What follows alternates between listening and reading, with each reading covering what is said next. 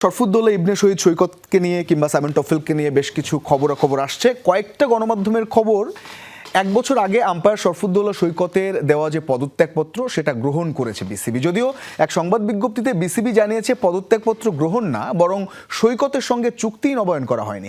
এমনকি জানা গেছে বাতিল করা হয়নি সাইমন টফেলের সঙ্গে বিসিবির চুক্তিও। 2025-এর 12 এপ্রিল হোম অব ক্রিকেটে মুখোমুখি হয়েছিল আবাহনী মোহামেডান। ঢাকা ডার্বিতে আম্পায়ারদের সিদ্ধান্ত নিয়ে বার কয়েক ক্ষোভ ঝেড়েছিলেন মোহামেডান অধিনায়ক তাওহিদ হৃদয়। ম্যাচ শেষে আম্পায়ার শরফুদ্দৌলা সৈকতকে নিয়ে গণমাধ্যমের সামনেও নিজের অসন্তোষের কথা প্রকাশ করেছিলেন হৃদয়।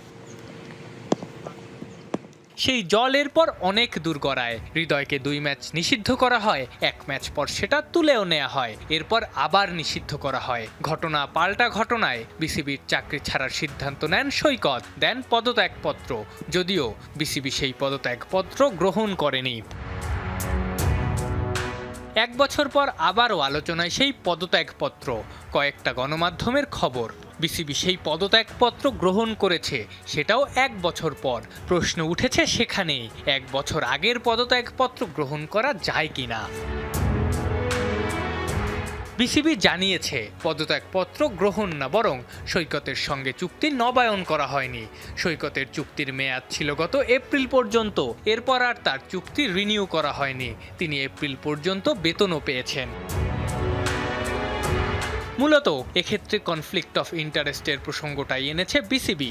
যতটুকু জানা গেছে, সৈকতই প্রথম আইসিসি এলিট আম্পায়ার যিনি তার দেশের ক্রিকেট বোর্ডের মাসিক বেতনের চুক্তিতেও ছিলেন। অধিকাংশ সময় তাই তাকে পাওয়ার সুযোগ ছিল না। সেই চুক্তি থেকে সরিয়ে সৈকতকে ম্যাচ কন্ট্রাক্টে আনার পরিকল্পনা বিসিবির। এমনকি চুক্তি শেষ হওয়ার পরও অস্ট্রেলিয়া সিরিজের 3টা টি20 ম্যাচে আম্পায়ারিংও করেছেন সৈকত।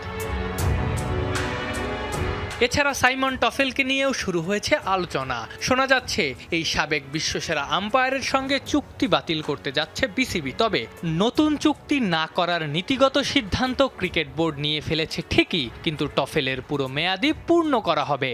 এমনকি রোববার বিসিবির আম্পায়ার্স কমিটির সঙ্গে বৈঠকও করেছেন। অগাস্টের শেষ সপ্তাহে আসবেন বাংলাদেশে, করাবেন কর্মশালা।